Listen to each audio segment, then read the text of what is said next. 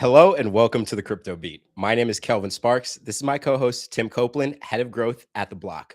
Joining us today, we have Jake Ostrovskis, head of OTC trading at Wintermute, and Adam McCarthy, senior research analyst at Kaiko and part of the Block Mafia. Welcome to the show. How are we all doing, guys? Good to be here. Well, thank you. Yeah. Nice to see you again, Adam, after worked together for a few years. Nice to see you back on a Block call. Yeah, it's nice to be back. I think small industry, so that's the nice part about it. Yeah, even if you go away, you're not too far from people, so it's good. Yeah, and you were just saying before the show, your first week at the Block was what happened? I think my first week was Twitter. Elon Musk bought Twitter, or X, and then Terra Luna collapsed on the Wednesday. So it was a pretty busy few days. I remember we were working with a guy, Mike McSweeney. I don't think he got any sleep. I think he was up all night watching the thing, kind of like the debt rattle of Luna. But it was fun. It was a good way to learn. That was one of my favorite stories because I was just tracking the supply growth. Just every day I was like, the supply is exponentially higher. It's now 6 billion tokens. We don't get stories like that anymore. No, maybe a good thing though, I think. Yeah. Yeah, I tend to agree. And I guess, Tim, you had a really, really good podcast with Jordy and Zahir yesterday. You guys talked a lot about market dynamics. So do you want to kick off this episode today? Sure thing. Yeah. So yeah, we talked a lot about the markets on that call. Obviously, everyone's pretty depressed on Twitter. I think it's fair to say, like the number of posts where it's just like, this is worse than FTX or anything, it's pretty bad. So I guess for you guys, what would you say is the sort of state of crypto like these days? Yeah, I mean, it's as you said, everyone seems fairly depressed in the market at the moment. I think there's been there's basically been this trade-off between what actually is Bitcoin and is it a debasement trade, is it a risk asset? And actually, really over the last 6 months, like it's been neither. Like it's been risk asset on the way down, but on the way up when gold and all this metal's been moving on arguably this debasement narrative. It's not been going up either. So I think that's caused a real disdain almost, especially in the retail part of the market, which as we know is such a key part of market mechanics and market microstructure. And that's just resulted in, until really this weekend and even to the start of this year, some really, really low realized volatility. And what that's led to again is people just going and chasing other markets. So everyone's now touristing into like metals, physical metals, and I guess that's another story entirely about what's been happening in the last few days. But that's really where people have been chasing the volatility and leaving crypto well realized has not really doing anything at all, to be honest. Yeah, I think kind of echo that for the last 6 months. I think more so even since October time, maybe it's kind of been that divergence in the debasement trade, or the digital gold narrative was huge. You had guys like Larry Fink and stuff who were asset managers. They're selling Bitcoin to people, so they were pushing their digital gold narrative for kind of the last 18 months. Before that, they've been a little bit more quiet on that. He switched his talking points to tokenization and the kind of more infra stuff now. And that's kind of aligned with the October 10 kind of like flashpoint, I think, where we've seen, less people they were reminded that, this thing can go down 20% in 10 minutes. And, the more long tail assets, even things outside the top like 7 or 8, go down 80%. So I think since then, and as you mentioned, like Jake, there's been no kind of retail bid. I don't know if there was very much at the last market in retail. I think it was more institutional. And we saw that like with the basis trade, which is basically kind of compressed to zero, or like, I think, the CME's in backwardation now, so there's no carry trade there anymore. That we did see. It's kind of pretty near flat. So it's kind of just been very. I think we were talking to Tim last week about it. It's been very kind of quiet. Not a lot of like interesting meta to kind of get people excited. So yeah, the things are more tokenization infrastructure around those kind of things and building the market structure stuff. So it's hard to get excited about, I think, from the kind of crypto degen retail standpoint. Yeah, I'd say. Okay, Tim, all you, please. So it's like I know so people chasing narratives, but I feel like almost every good narrative seems very quickly overblown. Like if you're talking about what to invest in, I mean, precious metals is generational rally. obviously, and kind of crashed now. Crypto sort of had its thing, but it's not looking like super investable right now. I don't know, Ram's gone crazy. Not that that's normally an investment, but my friend messaged me the other day saying it's 1% of his net worth now. It's just kind of bizarre. And then AI stocks, rocket stocks, everything is just sort of maxed out. Like, are there still opportunities in the market broadly for people to have an edge? I think there's always an edge, right? It just depends in what capacity. And yeah, I mean, like the very nature of the market and what we've seen is, okay, last bull run, for example, everyone had their money in crypto and all they could do with that money is trade other crypto assets. Now people with money in crypto don't have to just trade crypto assets. They can trade literally anything. So there's a trade-off there. It's like an opportunity cost of then people going, okay, well, we can look at this where crypto's not moving, or we can look at these spicy assets that are now doing stupid standard deviation moves. And yeah, it's been metals now, but then maybe it's the AI stocks again, maybe it's something else. So people will just cycle through narratives, and markets don't really change all that much. Like momentum is the one factor that really does drag participation and volume in, and that tends to be where people perceive, and I say perceive for obvious reasons, that there's the most edge at that point in time. Whether that plays out over a long sample is a whole other discussion, but if that's where people think that there is opportunity driven by volatility, that's where they'll look at. So I do think there's a lot of that, and it's just like very short time spans. Last year, for example, narratives, any good narrative, as you mentioned, it didn't last very long. You had these big bids in random sectors of the market, which then faded very, very quickly. And a large part of that, again, is just the sheer amount of assets that exist in crypto with a specific amount of cash that ultimately just chases those around. And what that means is that it's no longer like a rising tide lifts all ships kind of environment. You get a few different factors. Maybe it's, I mean, the one that we've seen definitely on the institutional side that's been popular is like, okay, like you have market cap weighting. So people would just index to like large cap tokens because liquidity is there and they trend a little bit better. Then you also have things that have like some buyback revenue, something to pass utility, so to speak, back to token holders. So that's another kind of factor that does well.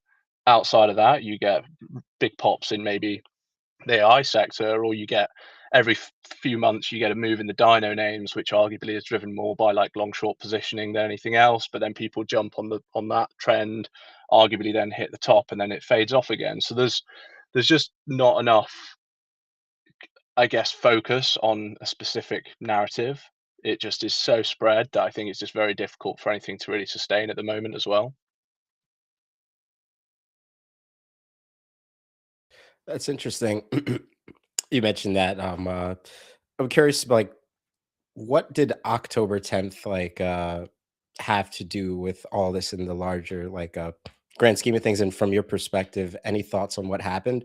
We've seen some spats between Binance and OKX, I guess specifically, rather not Binance, between CZ and Star. So just curious as we start to unpack that, like, any thoughts?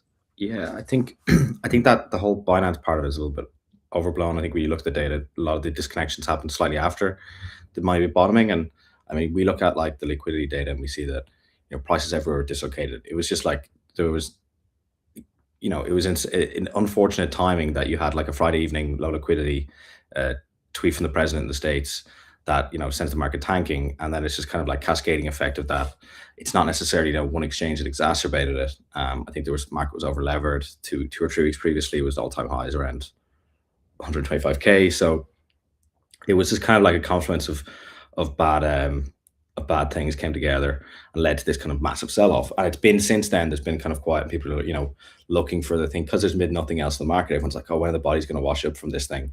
I think it was more just of a real kind of like awakener for like the new people who came in this cycle, or the traditional venues, or the kind of institutions that we're looking at, that there are still a lot of like infra issues, market structure issues that we're not addressing in crypto. More broadly on every kind of major exchange and how we price perps, a lot of them are doing it themselves, and like you've got 80% of the pricing to come from their native venues. So like even if it's OKX, Binance, wherever it is, there's no kind of benchmark reference rate like regulation. So there's like how you're pricing those things is manipulative. Well, like we saw with Polymarket a few weeks ago, and we talked like there was a XRP 15-minute market and those things. So I think there's like still some teething issues that everyone was reminded of. And then you've got the other issue where you've got gold. The S&P was hitting 7K and all these things. So why are you going to take on that risk if the price isn't there? You're willing to take it on when Bitcoin's going up to 125K. When Bitcoin's pulled back and then the volume isn't there and liquidity is lower, you're just going to move to those other narratives, I think, where the bid's better. Yeah, well said. I think one of the interesting things too, I'm kind of curious about really quickly, was you have two of the largest Bitcoin holders, Star and CZ, fighting on the timeline. You also have the almost like the threat of quantum looming over us, and it's becoming more and more of an important discussion. So I think at this point, given a lot of the chats that I'm in are dead, the timeline seems to be in despair. Are we in a bear market right now? Yeah, I think we're probably, like, you could class this as a bear market. I mean, fundamentally, price is down fairly significantly, right? And that is like I think the actual.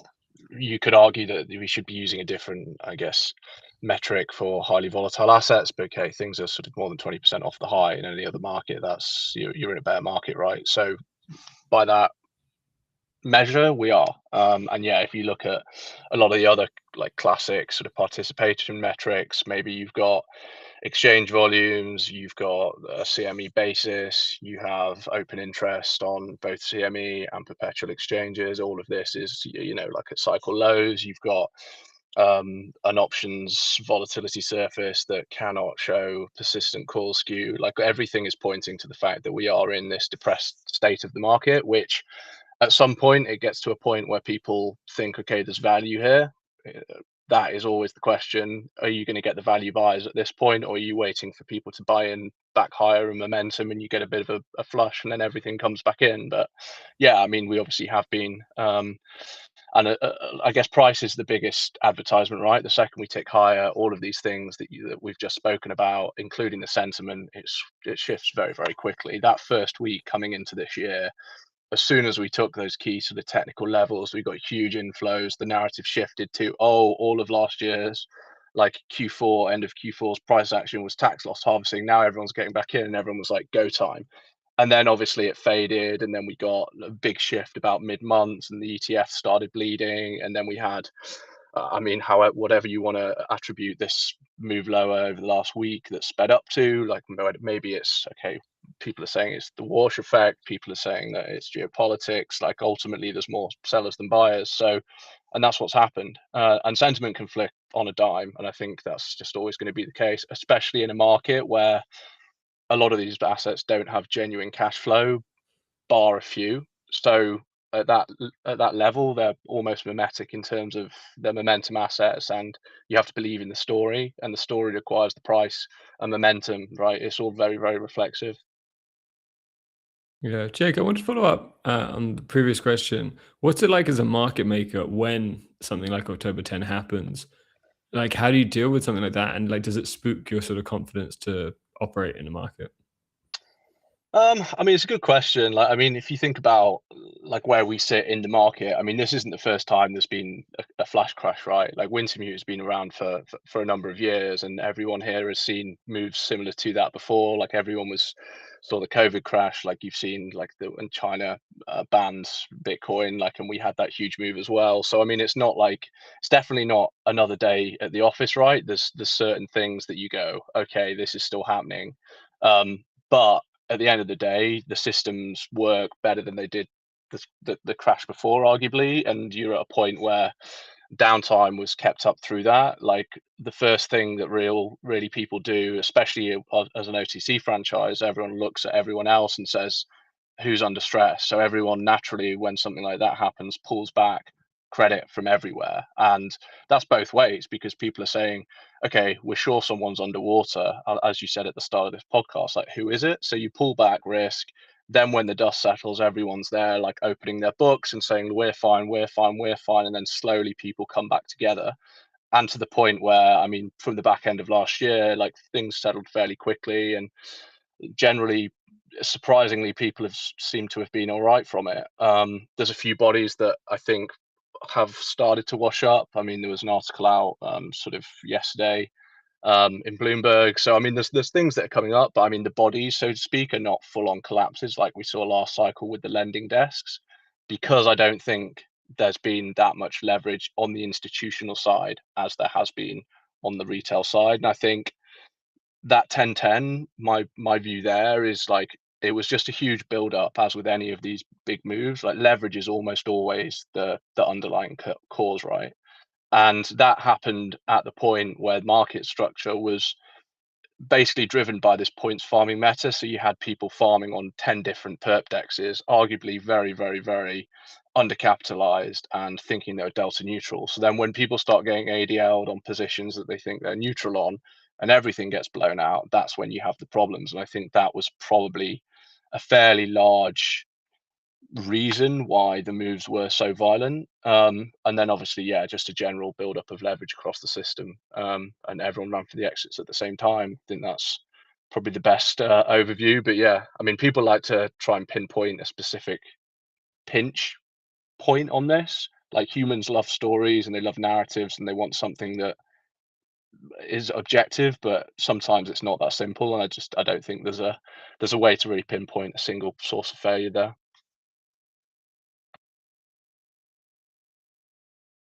Yeah, I'd echo that. Like, there's no bad guy in this one. That everyone's kind of looking for the simple out. It's probably like, as well, like, as I was touching on earlier, and you said it there was interesting. Like, for the new firms in the new institutions, they probably don't have that kind of in their risk framework as well. Like, they don't really account for points farming on exchanges. And like, there's probably, I know that they've caught up a lot on crypto, but they might not be able to kind of see that risk as much as they could have now that they're aware of those things. There's other things like that. They're still as they still kind of acclimatize to the market, that we'll see. Almost taught to look at, I don't know, Bitcoin, Ethereum, even Solana basis as maybe a key indicator and take a signal of the leverage in the system from that. But now, as we know, there's other sources that are like pressuring that constantly, and therefore that is not the signal it used to be. So like, even when that move happened into 10-10, people were looking at the funding rates being like, it wasn't 16 bips a day like it was like in March on that huge rally. Like, there was no leverage, but actually under the hood, and even if you look at some of the decentralized protocols where they don't have that same, like, I guess, supply of basis to the market all the time, they were a little bit more like elevated. So yeah, I mean, it's all linked together, and the market is changing. I think that's a really good point about like new entrants looking at what they think should be carbon cut from other markets, and it just doesn't seem to be the case anymore. So we're basically, the rules of the game and the landscape are constantly changing. All right. So yeah, quite a big focus we were thinking for this podcast was kind of what's happening on Hyperliquid. So just first up, what is HIP-3? If anyone knows. The way I see it is so you get permissionless perps. So where you can launch things other than crypto on Hyperliquid. So that's kind of my understanding of it. I don't know if you guys have another, but yeah, I think that's pretty much it. Yeah, I mean, I guess if you look at what that allows people to do, is just allows you to launch other perpetual contracts. You can lean on any Oracle, and you can, what we've seen is people then using this to create traditional finance asset RWAs on Hyperliquid, and I think that's been a huge part of the growth of that market. Yeah, and it's not cheap, right? I think it's like 500K hype or something. So it's like there's only a couple players doing it right now, but yeah, we work with one of them, Kinetic, launched markets. So like, yeah, it required a whole new tech stack for us. We got equity data, commodities data, so you can have like gold, silver, other things coming along in the future, US bonds, top 500 US equities, ETF, and other things like that as well. Yeah, there's a lot of activity on them as well. Good week to launch silver. We launched it last Wednesday with Kinetic, so yeah, just in time. Yeah. Yeah, 500K hype is about $15 million. Do you think, like, if this is quite successful, is it quite a smart play to sort of increase demand for hype, or will there just sort of only ever be just like a couple of players and everyone uses those guys? I could see it taking. I mean, like, I think hype is. I could see that looking cheap eventually. Yeah, like markets did half a billion, I think, maybe the first week or two in volume. Trade XYZ has done loads. All of them are doing a lot of volume, and they've probably, they're going to cover that probably in the first 6 months, right? Where they, at this point, it's the most impressive chain over the last 2 years, this cycle, I think. So that 15 million to launch on the kind of the HIP platform and crypto, and pull from that liquidity, so like you can trade these things through the Hyperliquid front end as well. Yeah, I think that looks cheap eventually. I was curious, from both of your guys' perspectives, how do you think these different front ends are going to be differentiated? I mean, obviously liquidity matters, but will traders actually care about the underlying structure of these perps, the oracles they're connected to, when they're considering the experience versus just being a degen going in and saying, oh, I just want to ape this and buy it right now? Yeah, I think like for me, how I think about this is there's been a huge amount of, I guess, innovation, right, at protocol level. And what I mean by that is you have a lot of different like RWA kind of perp dexes that are trying to solve for the same problem.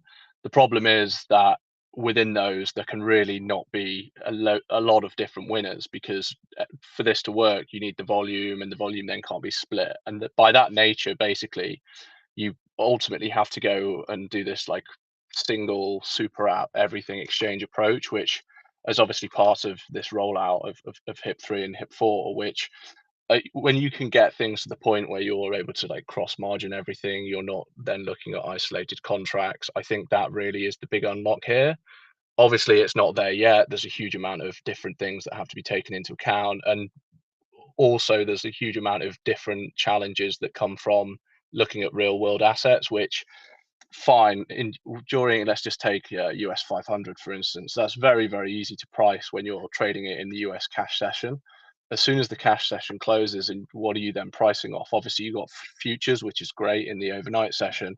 How do you do that on a weekend? And that is really then a different problem that really takes a lot of thinking about. And already we're seeing some really crazy sort of moves over the weekend, where there's obviously different protocols with different oracles and different like funding rules and all of this stuff. Like at the moment, everyone's trying to build the better mousetrap, and we're in that iteration stage, and no one's really got, this is how it's going to look, this is the gold standard, and then that will be adopted from everyone else.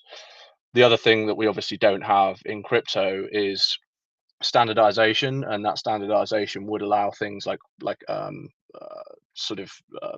margin like rule breakers. So in the S&P drops 7% in traditional markets, the market stops and goes into an auction.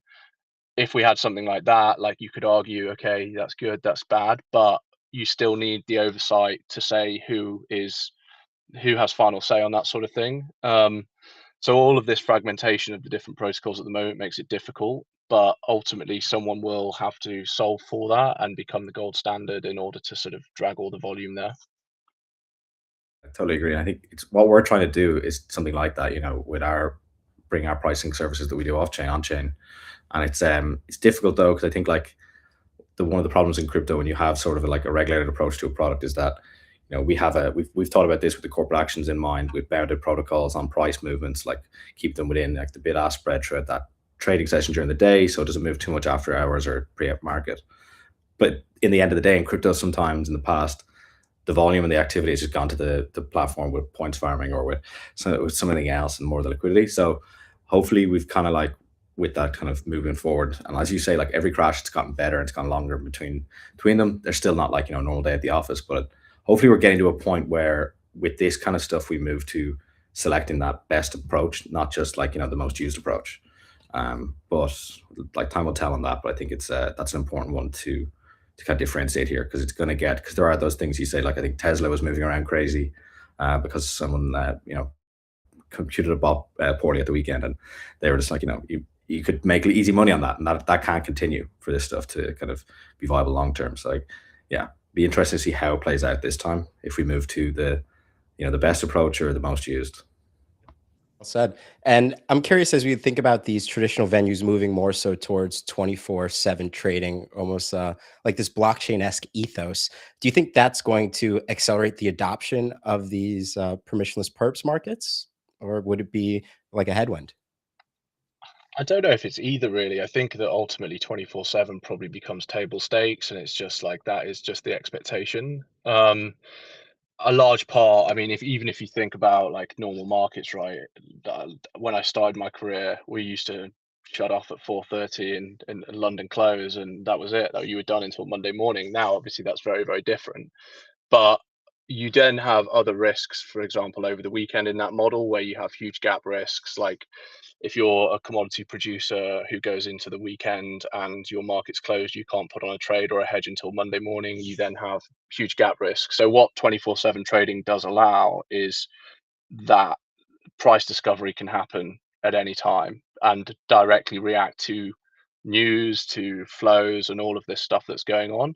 Ultimately, that means that it should be a more efficient market if you sort of narrow it right down. Yeah, I mean, I think that's probably just going to end up being the expectation for almost anything. And that's anything from, obviously, we're blessed in crypto to there's some people who have only ever traded crypto who just think that is as it is, but it's obviously not the case. So I just think that becomes the norm. I tend to agree, and like I think we saw like Texas Exchange, whatever, launched last year, and then the NYSE and Nasdaq were both like, yeah, we're doing 24/7 now as well. But I'm curious, like you say there, all right, someone needs to put a hedge on over Saturday, or we've seen news events happen on Saturdays and Sundays. We usually wait for that kind of like CME open on a Sunday night or something like that, and there's kind of some time to prep. You know, what happens if something happens on Saturday morning and people are reacting on the fly? Is that a good thing or a bad thing? Will it just cause an uptick in volatility? I mean, I guess that's kind of nice, and like sometimes people want to play volatility, but is it a good thing to have that access, or is it better to have a shut off for 36 hours, whatever it is? I guess, yeah, I mean, it completely depends, right? Like, if you think, I'm trying to think of a very good example here, like oil gapping higher 2 points on a Monday morning, almost always is just people getting stopped out, right? So you have this mechanism where if something trades through a stop, someone has a stop in and your stop doesn't get triggered because the market isn't open. That sort of thing, 24/7 market solves for, because you would be filled at somewhere close to, obviously, because it's a stop, you're not going to get taken out exactly, but you have a much better chance, and therefore it allows people to lower margin requirements. You can manage risk a lot better, and as ultimately, like, the point of a market is to be efficient, right? Like, markets don't exist to speculate for speculation, they exist to ultimately facilitate trade. And if you can do that at a very basic level over 24/7, I do believe it adds to efficiency overall.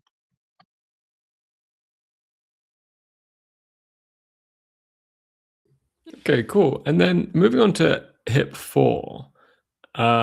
This is a pretty recent announcement. I saw today that Hyperliquid's looking at essentially getting into prediction markets.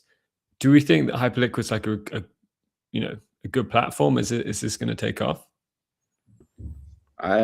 Yeah, I think it's interesting. I mean, like we have a client chatting with them in Australia. They have traditional gambling stuff as well as some crypto stuff, and like he was saying, like the one problem with the prediction markets is like there's people here making markets that've never traded sports books, and like I in college I had a job trading as like sports trader, like just very very basic job, but you're trading like 20 markets on a soccer match or football match, but you've got like the outcome of the game is one market, but then you've also got the accumulation of the goal scorer shirt number, which is another market. There's different ways to hedge that like and play that no one in might never have played as like a market maker or a trader in crypto. So it could be interesting how these markets develop, I think.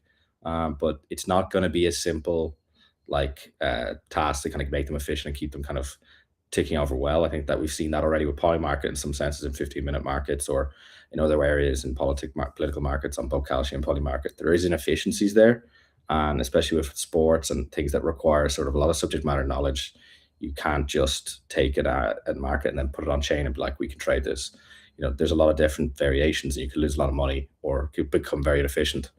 Especially like, there's a lot of cricket, soccer, NFL, all of these have different outcomes that are going to be hard to price properly. Yeah, Understood.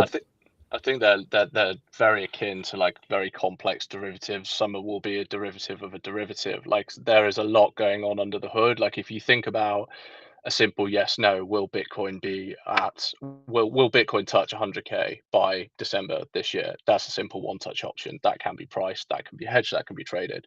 That can already be traded in an OTC desk. It can already be traded anywhere. Like or you price a binary. They're all very easy. But when you start looking at multiple different outcomes, as Adam said, then it gets really complex, and everything is derived off something that is not yet been, I guess, like there's no truth to that thing. So you then get multiple moving parts, and how do you hedge that as a market maker? And then for these protocols to really take off, you need enough liquidity for them to happen.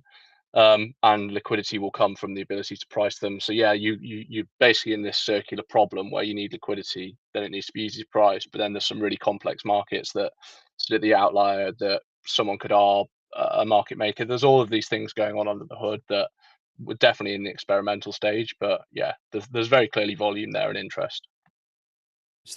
And though this is in its most basic form for the time being via HIP-4, it seemed like almost a warning shot was fired at Polymarket, Kalshi, and all the other prediction market players.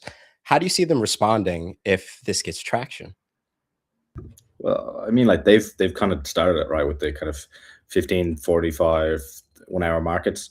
You know, these kind of, they're trying to get some crypto volume as well. I know Kalshi's probably done less of it, but they partnered with like one of the index providers to offer that. And yeah, so it's crypto exchanges are trying to get it back, get some volume back from them on those, because like that's a nice easy market. It's a binary option, as Jake said. And you know, that was the one benefit I guess with Kalshi and Polymarket offering these is you don't have options in the US yet, or like you have them on ETFs, and we saw how quickly the IBET ETFs caught up with volume. So that was their kind of edge with Polymarket and those being able to optionless or offer an option like product. But I'll see how it's interesting how they can compete now when that's no longer as much of a benefit. Yeah, I think you're also going to get, like, speaking about like the convergence of traditional finance and traditional players, like, I don't know, interactive brokers. They have also these prediction markets now. Like CBOE has been speaking to bring back their, like, what they call all or nothing options, which ultimately looks, walks, quack like a prediction market, right? Like all of these things already have existed in the past in other ways, but ultimately the blockchain has somehow found a real product market fit there, and that's where you've seen the growth. And as soon as there is that growth and you have some market leaders and you have these huge success stories, which we have had, you're going to get entrants into the market, which may already have huge balance sheets, huge like war chests to go and actually try and capture this. But yeah, there's definitely going to be winners and losers, and I think it's probably going to be an interesting time. And this year, most people seem to be looking at this as one of the big trends to keep on the radar, really. Yeah, and is Wintermute at all getting into prediction markets? We're I guess like with everything, right? Like if there's volume there, we'll experiment with it and take a look at it. But yeah, we'll see how far we end up going this year. I'm curious from both your perspective what the implications for USDC might be on Hyperliquid, as it looked like based on the announcement that these are going to be settled in USDH for the canonical HIP-4 market. So where does, I guess, Circle and USDC stand in the overall conversation? Yeah, it's an interesting one. I think like the kind of kingmaker things people try to do with stable coins, it works for centralized exchanges. You know, like I think we saw FDUSD a few years ago go from 2% of the market to 14% because Binance was able to use it as a you know, 0-tree trading traders. I don't know if Hyperliquid has that sort of control to do that with USDH, or you know, where if that would work. So I don't know. The jury, I think that might eventually have to change, and you know, might have to use USDC instead of USDH for the settlement. But because I would imagine if you're, maybe Jake would be better suited to answering this, but if you're already doing most of your work in USDH or USDC or USDT, you don't want to add a third one into the mix, really. Or I don't know, what you know there. What do you think there? Yeah, I think with a lot of stable coins, people tend to be fairly mercenary.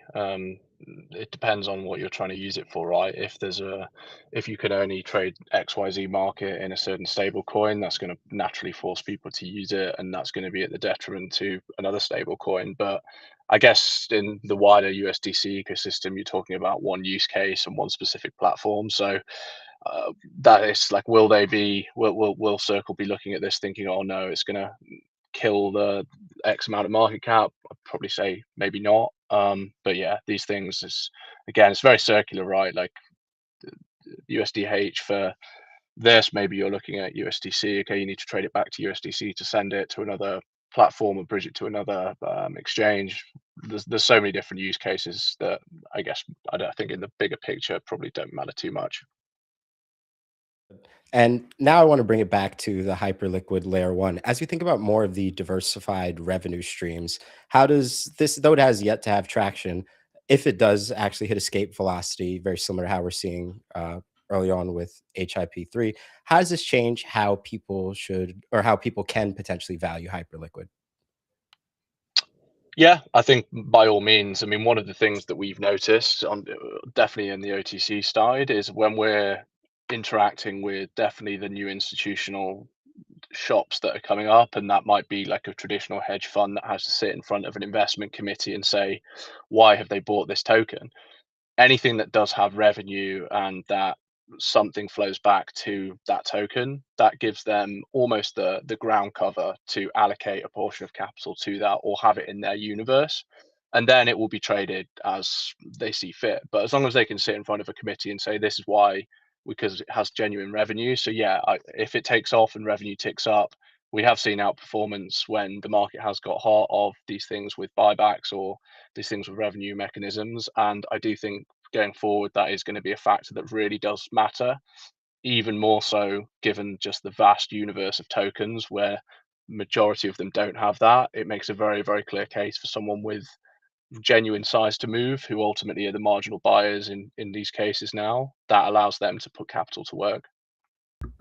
Yeah, I totally agree. I think it's like a puzzling one that it's been so undervalued for a while. I guess it's following the rest of the market. Things are still quite correlated when we kind of trend down, but like it's kind of proving that there's kind of diversified kind of revenue streams there that can make this, as you say, a defensible investment for people. So I think that's only going to have benefit it going forward.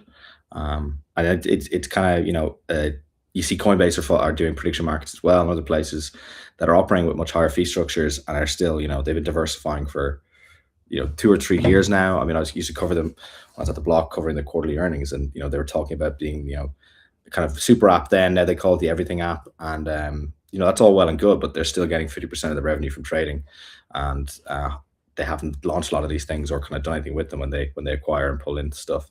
So it'll be interesting to see how Hyperliquid can kind of move a little bit more quickly. I think we were talking about the HIP-4 before we started. It's like they're just kind of going with this. There's not going to be some kind of laborious 3-month DAO kind of governance vote. They're going to kind of see if something works and test it, and they're going to push it out. And then, like HIP-3, it's been a massive success. So that kind of way of operating and moving quickly, and also but getting kind of the revenue stream from it as well, it's exciting. I think it's one of the only exciting things kind of in the market right now.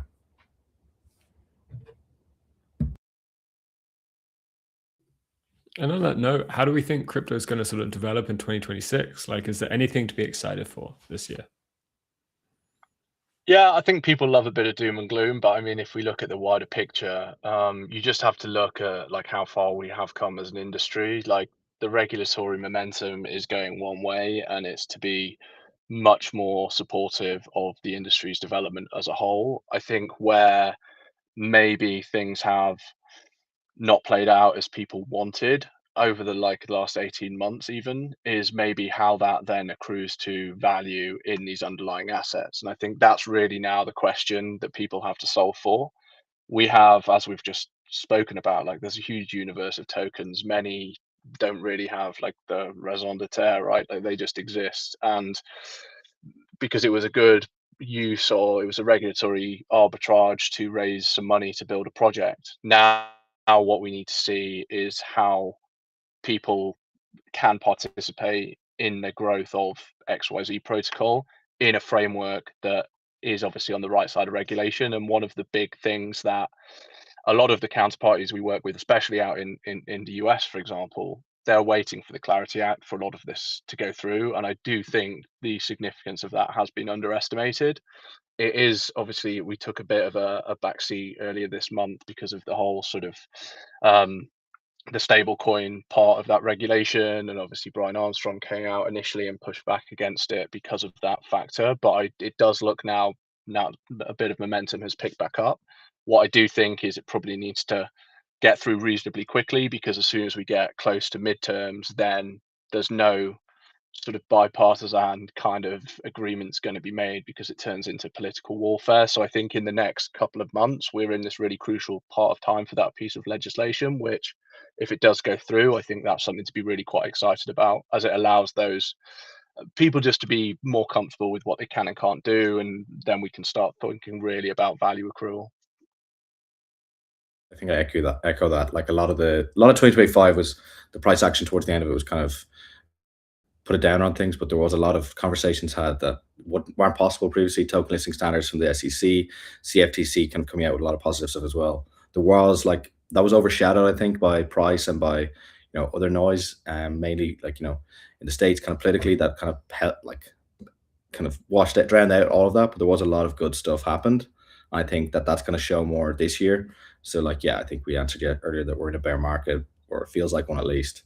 That's probably the case, but I think that the recovery from that will be made, you know, kind of significantly better by these things that are happening. And if we get that Clarity Act, I think, yeah, the issue there I see is like, you know, if there's a shutdown or if there's something else in the government this year before those midterms, due to other stuff going on that we can't control, that might be a little bit of a drag on things as we head into the end of the year. And, you know, but I think Warsh coming in May, maybe the rhetoric tones down a bit from both sides, and kind of market can just kind of behave properly a bit, and then we get the midterms out of the way in November. Should be maybe picking back up end of the year going into 2027 would be my ideal outcome. Understood. And I guess as we look ahead, are there any headwinds or tailwinds that may lead to an increase in volatility, or a change in the market structure that may lead to an increase in volatility from your guys' perspective? I think if the US government did a shutdown again, if like, you know, the Democrats decided to do something around that in the next couple of weeks, that could be pretty detrimental to things for a little while, because it wouldn't be like a budget shutdown like we had in October. It'd be a little bit more serious, maybe more, but that might just be short-term noise.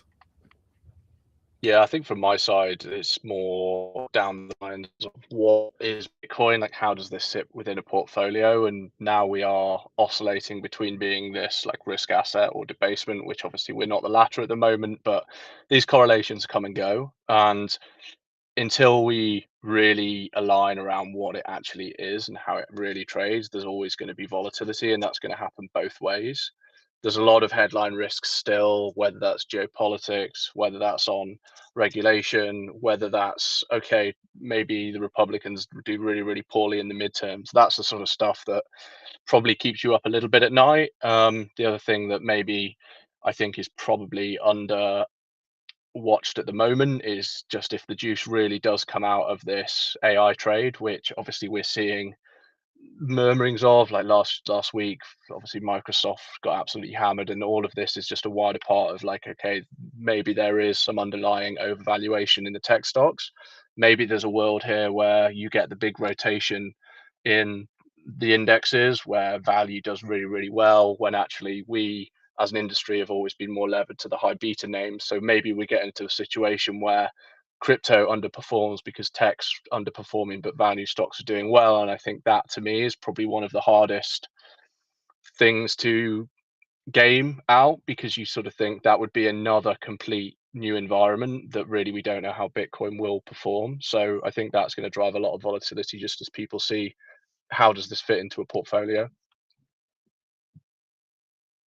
Understood. And I guess Bitcoin's been this chameleon. So it's currently today, what would you classify it as? It felt like towards when it was ripping towards all-time highs that it was tech equities beta. It was supposed to be digital gold the past few months. Now it's kind of in no man's land. It feels like the last bullet we have in the chamber is it's just this uncorrelated asset. But curious what you think. I think if you actually break down, and we have broken it down very, very recently in terms of like a principal component analysis, just to look at what are the actual meaningful factors. The one factor that persists over the majority of the market cycle is the momentum factor. The momentum factor very heavily lends itself to technology stocks. Therefore, for the time being, while that is the persistent on a long-term trend, that is how I would view it.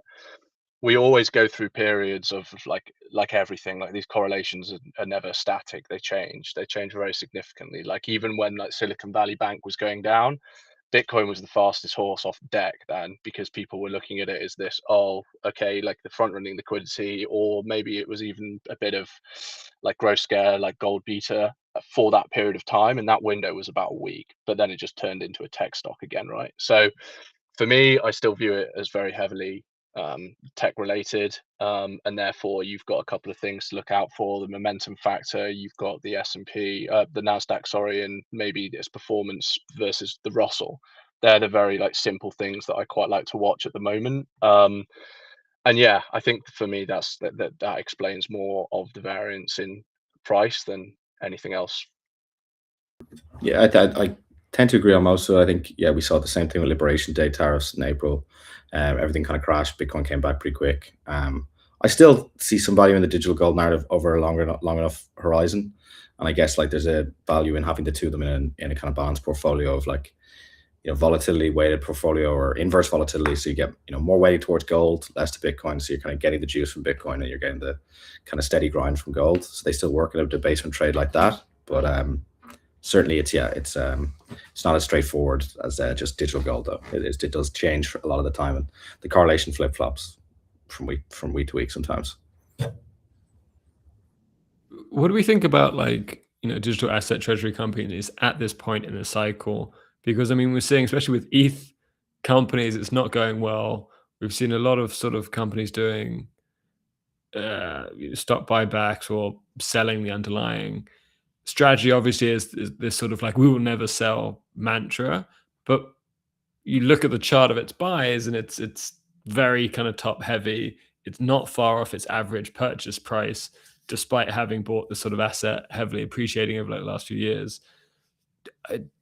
Do you think that has an impact on whether or not it's an investable asset, that you have so much concentration with one company that in theory could come under pressure if the price of Bitcoin dropped like another 50%, for instance? Yeah, I mean, what I do think is that this is one of my main arguments around why I do believe that maybe the momentum factor will continue to persist, because you do have these treasury companies which, as a function of how they're structured, they need price appreciation, which allows them technically to then have a positive MNAV, which then they can issue stock and buy the asset, and it just gets more reflective on the way up. That then that stops on the way down. They're not going to be buying dips, most of them, because they're not going to be able to raise the cash. Most of them already deployed on their balance sheet. So yeah, that worries me slightly. I think like arguably now you just have a lot of dormant assets, which really how I think the market will end up resolving is they're probably going to be 2 per asset. There's no need for 15 different digital asset treasury companies for all of these underlyings. It just doesn't make any sense. I do think there's going to be some consolidation of the industry, and we're seeing people starting to look at how they can maybe raise funds to merge some of these, or you can tell that that's sort of what the next trade is going to be. I think Carl Icahn even was talking about this fairly recently, about like maybe that's the trade-off, the trade, so to speak.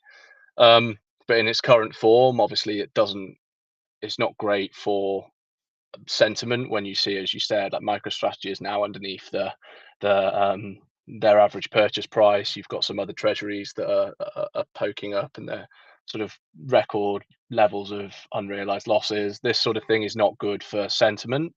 That said, I think a lot of them probably are not going to fire sale. That is the tail risk that exists in a downward spiraling market, because you get into a position where at some point, maybe the smaller ones, not the larger ones, I don't think it's as relevant for, but definitely the smaller ones are sort of looking at each other going, they're going to have to sell maybe at some point to buy back stock. And then if they sell, like, will someone else sell before? And then you get this whole sort of reflexivity to the downside. I don't think we're there yet. And generally, the larger entities seem to be fairly well capitalized. Like MicroStrategy has obviously got a huge like US dollar balance sheet now as well. You've got 2.5 yards there to see through and pay dividends on all of these sort of other instruments they've been putting out. So yeah, I think MicroStrategy probably gets a lot of flack when actually it's not deserving of it at all. I think they're probably doing a lot better than most people think. And that's just the lower side of the market that's probably really wanting to watch.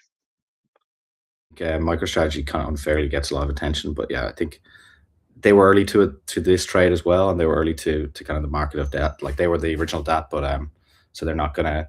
I don't think they're gonna face as much of the pressure as the smaller ones, like the longer tail stuff. I don't think you need a sue that. I don't think you need a DAT on like some random token outside the top 20 that has no liquidity. But you're seeing foundations like wanting to launch ETFs or wanting to launch DATs, whichever can be easiest for them to kind of fund. I think if it's Bitcoin, ETH, Sol, XRP, these things, it makes sense, and also maybe you can do a bit more with the asset. So not just about price appreciation, but like, on chain, staking, ETH, even just like lending and borrowing protocols. There should be making that more, I guess, a balance sheet like reserve asset should be kind of something that you can sell if you need the money, but maybe they can make it work for them a bit more. So we might see a bit more of that, like that 2.0 model kind of develop, because the moat with just buying and holding isn't really there. But no, I think I'm not too concerned about most of the DATs. I think there's like it was blown out of the water a few months ago. A lot of them will, as you say, some of them have already been merging or looking at kind of speculating about that. And Nexus Group was selling ETH to buy back shares before Christmas. That's going to happen. It's fine, but we'll end up with like less of them, like anything.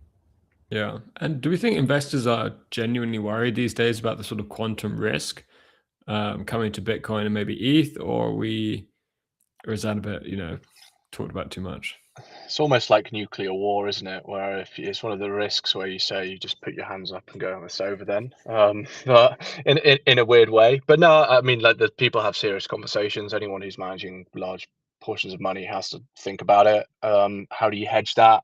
You can obviously look at the tails just to make sure that you survive any quantum related move. Obviously the Ethereum Foundation has come out recently, and you could argue set precedent and said, okay, here's a lot of cash and we're going to put this to work and we're going to really focus on security on a longer term time horizon. I do think that that's probably the right thing to do. The speed of, I mean, I think really what's making people start worrying about this is just the speed of things, like the technological the speed of this tech change that we're seeing now, even like the Clawbot, and I know it's not exactly directly related, but just the speed that that's come through, and now what everyone is using it for, and there's problems that you can solve. So the logical next step, you go to that real sort of right of the distribution and say what else. So yeah, I think people are probably going to get ahead of it. But yeah, I mean, who knows? It could be one of the risks around the corner, but I just don't see it at the moment. Yeah, I don't think it's time. I don't think you can spend too much time worrying about something like that.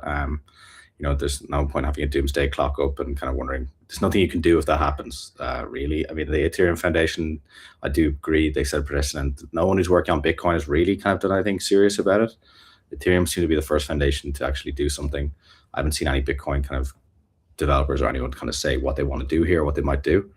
Maybe that's a kind of offshoot of them not having too much concern about it or people not talking about it. But I think it's more head in the sand, possibly. But in the end of the day, there's nothing we can really do. A lot of day-to-day life would change quite drastically if we do have that kind of development that can do things at that scale, at that pace. So I think we'll have much greater things to worry about if that comes. Maybe to bring a little bit of optimism on the Ethereum side of the conversation, I did want to talk about what was some of the stuff that was going on at Wintermute, Jake. You had Fade, who had this really, really good article on decoding Ethereum bytecode, which is really interesting. And then also reviving the DAO. I kind of want to talk about a lot of the talent at the firm, because we had Igor recently compete and win one of the smartest people in crypto. So from your perspective, what about Wintermute's culture attracts these folks to all want to work on what you guys are building? Although Igor being another member of the Block Mafia. Just True, the shout out to the Block Mafia. Yeah. He's a candid show. Yeah, there you go, underhand shill. But no, I think like ultimately what Evgeny and Marina have done is create a culture that is heavily incentivizes people that have very, very high agency, who are going to come in. You get given the resources you need, the support you need, and ultimately the opportunity to go out and solve a problem. So, and that's everything from identify basically what you want to work on, as long as it's adjacent to the higher level goals, which are set and very, very specific. And as long as it's adjacent to that and you're high enough agency, you can basically run with it. And that's really what we find. And And that's almost like one of the key things that seems to be it's definitely sort of scanned for any prospective employee is those kind of attributes. But yeah, I mean, the guys that you've mentioned, they're phenomenal, right? Like it's even on the technical side, like everyone is, as you said, like Igor is, everyone sort of knows him as the individual he is, but then that spans the whole company, and that's 140 people arguably working on basically one single problem, and that high level problem is solving for liquidity in different markets. So whether that's, I guess, well, whatever market that might be, right? Everyone's working laser focused on that one problem, and you have the resources to do that. Well said. I could keep going for hours on end. Tim, I'm not sure if you had any final questions, but I'll yield the floor to you just in case.